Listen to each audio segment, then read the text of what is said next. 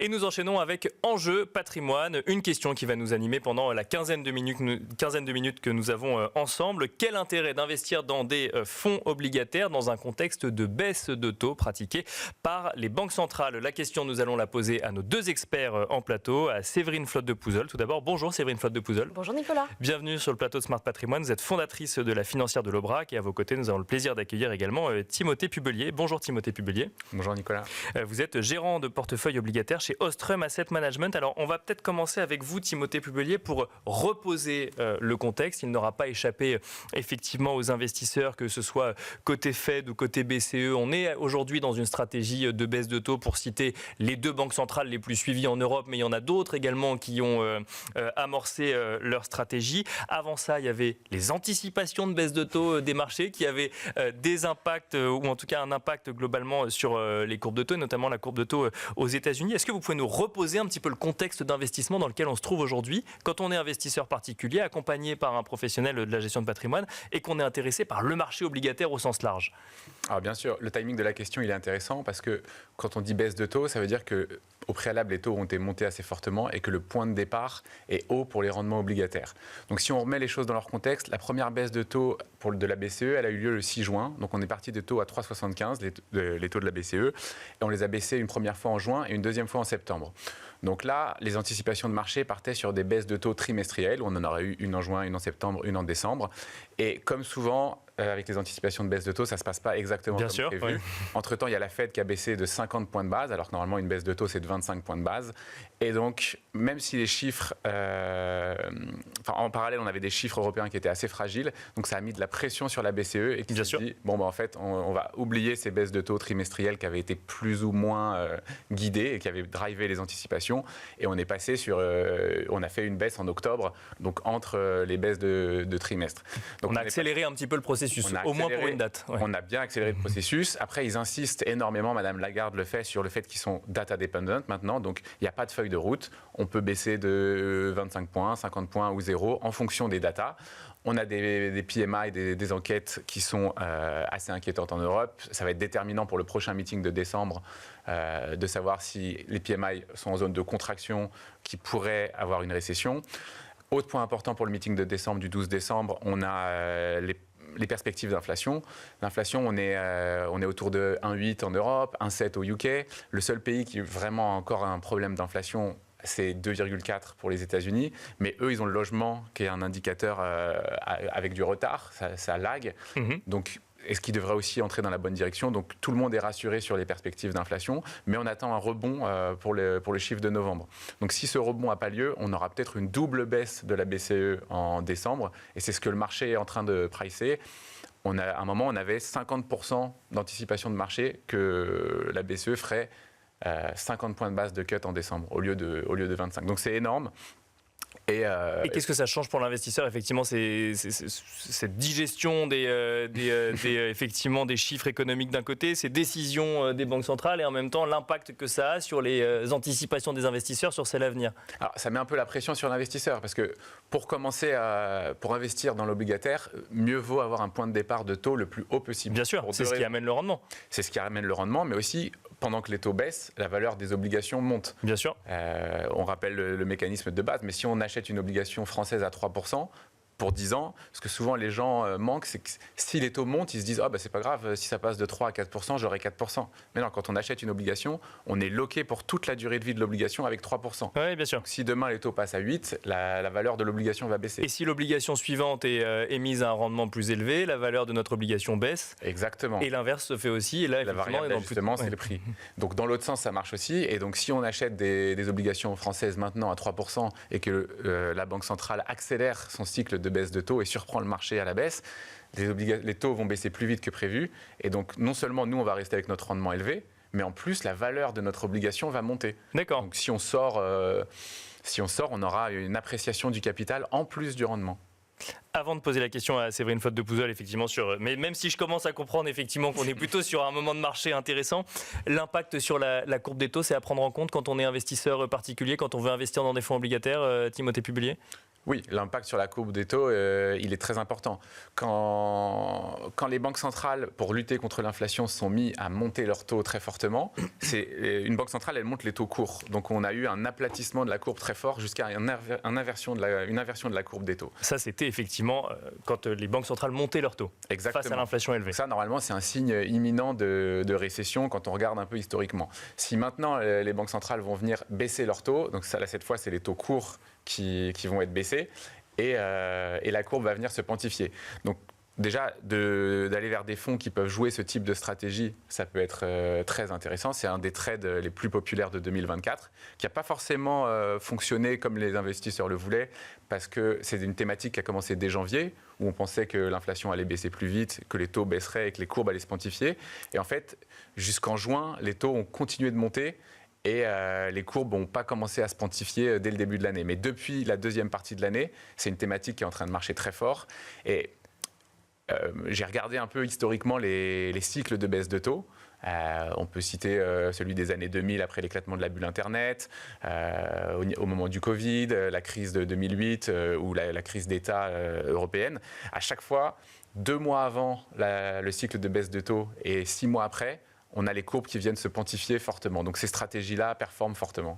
Séverine Flotte-de-Pouzel, dans ce contexte, à la suite effectivement du contexte détaillé que nous a donné Timothée Pubelier, investir dans des fonds obligataires fin 2024, du coup c'est une stratégie qui fonctionne, si je comprends bien, qu'on encourage quand on est professionnel de la gestion de patrimoine? Alors la classe d'actifs obligataires fonctionne très bien pour des raisons différentes depuis 2 ans maintenant, depuis fin 2022, début 2023. Simplement, on a une stratégie un petit peu différente.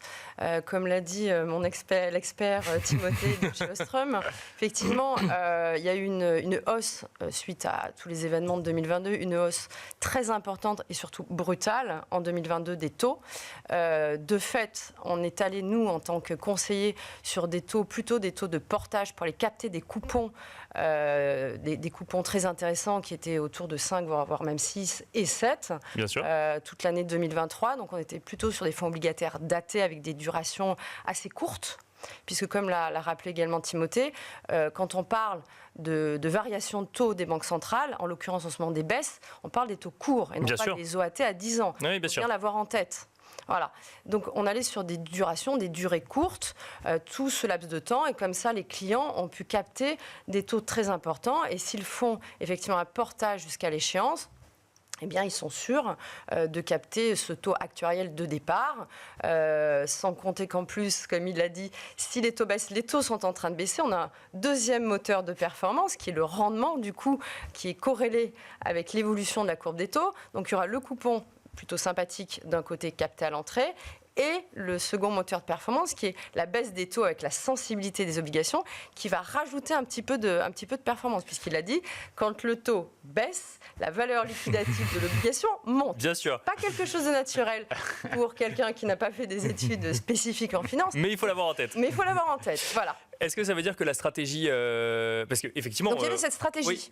Là, on change. Là, elle change. D'accord, voilà, c'est ça. Là, elle change. Donc déjà, depuis le printemps, où il y avait les fameuses anticipations qu'on attendait finalement des baisses de taux des banques centrales un peu plus nombreuses, peut-être même de plus grande amplitude. Ça commence un petit peu plus tard. Il y en a a priori, on n'est pas encore au 31 décembre, mais un petit peu moins que prévu. En tout cas, les taux commencent à baisser. Donc du coup, on a fait tourner les positions sur les fonds obligataires datés. On les a plutôt cédés parce qu'on arrive au bout de ce qu'elles peuvent a priori servir. Et on a rallongé la durée. Puisque, comme il le disait, il y a une pontification de la courbe. Donc sur les fonds datés, on a rallongé, on est plutôt sur des millésimes 2029-2030. D'accord. Et on revient également depuis quelques mois sur des fonds obligataires dits ouverts, où là, il n'y a pas forcément d'échéance, mais qui ont plus de sensibilité, c'est-à-dire qui varient plus en fonction des baisses de taux. Et là, on pense vraiment que ça. Quand on dit ouvert, ça veut dire qu'on procède à des achats et ventes d'obligations, un fonds dynamique quelque part. Le gérant a une gestion tout à fait active, même dans les fonds obligataires datés d'ailleurs, encore sûr. plus active, peut-être plus large, et joue à la fois la duration, du court, du moyen, du long, et joue effectivement la quantification de la courbe. Donc aujourd'hui, c'est clairement un conseil. Enfin, je veux dire, moi, j'ai vraiment un poids assez significatif dans mes portefeuilles, que sont en assurance vie actuellement en PER ou autre, sur la classe d'actifs obligataires. Mais on a nous aussi changé et évolué en fonction des annonces et des faits de baisse des taux des deux plus grandes banques centrales du monde. Si un client, Séverine de Flotte de Pouzeul, vient vous voir en vous disant bon alors les banques centrales elles ont monté leur taux, c'est bien, on a saisi les opportunités, maintenant ça baisse, il faut aller ailleurs, vous lui répondez non, surtout pas. Justement pas. Oui, c'est ça. Surtout pas. Surtout pas. C'est le moment d'y aller parce qu'on en revient que c'est contre nature, mais quand les taux baissent, mais qui sont encore à des niveaux élevés, somme toute, on y va, parce que si ça continue à baisser, avec la sensibilité, je le répète, qui est un indicateur fondamental des obligations, si les taux baissent, le nominal de l'obligation va s'apprécier. Donc en ce moment, on est dans un momentum extrêmement favorable aux obligations. Est-ce qu'il faut prendre plus de risques sur l'obligataire pour aller chercher plus de rendement Je vous pose la question à vous, puis ensuite à Timothée Pubelier. Plus de risques par rapport aux grandes familles, investment grade ou high yield. Écoutez, moi j'ai plutôt tendance à, parce qu'il y a quand même le risque de défaut. Oui, bien sûr. Il y a la sensibilité. Voilà, les risques de défaut. On n'est quand même pas dans un panorama mondial extrêmement serein finalement. Donc je préfère, pour ma part en tout cas, rester sur d'investment grade ou du high yield pour aller chercher un supplément de performance. Tout ça est une question d'allocation, de dosage et en fonction du profil du client, très clairement. Mais l'un n'empêche pas l'autre en tout cas. Est-ce que ça veut dire, Timothée Pubelier, que la prime de risque est un peu plus intéressante aujourd'hui sur l'investment grade qu'elle l'était il y a 6 mois ?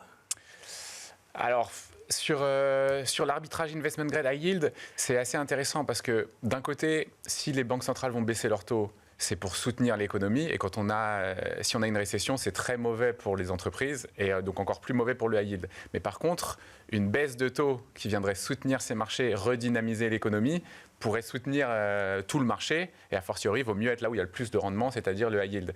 Donc c'est vraiment que, comme tu l'as dit, un dosage précis. Ouais, ça dépend du profil de l'investisseur, son horizon d'investissement et sa tolérance au risque. Mais en tout cas, s'il est capable d'absorber un peu de risque, d'aller sur du high yield où les rendements sont le plus élevés et les taux sont en train de baisser, donc on a une banque centrale qui signale qu'elle va soutenir l'économie, ça peut être intéressant. Après, tout dépend de la confiance de l'investisseur sur le fait que les banques centrales vont pouvoir réaliser le soft landing, c'est-à-dire, après avoir fait ralentir l'économie, ne pas les plonger en récession et baisser les taux pour venir la soutenir et faire un atterrissage en douceur.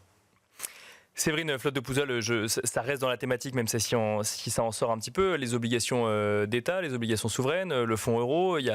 Pendant toute l'année dernière, j'ai l'impression que j'ai entendu que ça, qu'il fallait y aller, qu'il y avait du rendement, qu'en plus il y avait des bonus. Est-ce que là, effectivement, fin 2024, c'est toujours le cas ? Est-ce que ça reste aussi une opportunité ou est-ce que ça se regarde de manière un peu différente ? Alors oui, c'est toujours une opportunité en fin 2024, notamment sur les fonds euros. Vous m'aviez gentiment invité sur cette thématique il y a quelques mois et je tiendrai le même discours. Il y a encore des bonus des assureurs sur les fonds euros parce qu'ils savent que les fonds euros, enfin c'est pas ils savent, le postulat c'est que les fonds euros sont constitués essentiellement d'obligations. Oui, bien sûr. Donc là ils sont toujours à avoir des bonus pour pas pour faire plaisir forcément aux conseillers, encore aux clients, mais ça tombe bien, c'est pour vraiment collecter et investir sur des obligations qui ont encore beaucoup de rendement. Donc, ce qui permet de consolider finalement leur actif général en euros. Donc aujourd'hui, on a avec des bonus entre 4, 4,5 même, jusqu'au 31/12/2025. J'ai envie de dire, c'est le capital garanti, c'est toujours ça de prix. Donc ça, c'est déjà plutôt pas mal. Après, en plus, dans le même temps, souvent, on opposait ou on mettait en concurrence le fonds euro et les livrets réglementés, qui aujourd'hui sont livrés A, LDD, sont à 3%, loqués par Bruno Le Maire jusqu'à début, je crois que c'est en février 2025. 3%, c'est plutôt bien. Aujourd'hui, ça couvre notre inflation, donc ça va plutôt pas mal. Toutefois, 3% versus 4,5%, on se rend bien compte que c'est plutôt pas mal d'aller vers un fonds euro à capital garanti. Oui, bien sûr. Donc, sachons même que la fiscalité sur les rachats en assurance vie, même précoces, on va dire, sont assez light pour le moment. Voilà, donc on revient vraiment en masse, toujours Nicolas, sur le fonds euro. Et quand je ne sais pas, mais on verra dans quelques mois quand on reviendra sur ce plateau. On finira là-dessus. Merci beaucoup Séverine Flotte de Pouzel, fondatrice de la financière de l'Aubrac. Merci également Timothée Pubelier, gérant portefeuille obligataire chez Ostrum Asset Management. Merci à tous les deux et quant à nous, on se retrouve tout de suite dans l'œil de l'expert.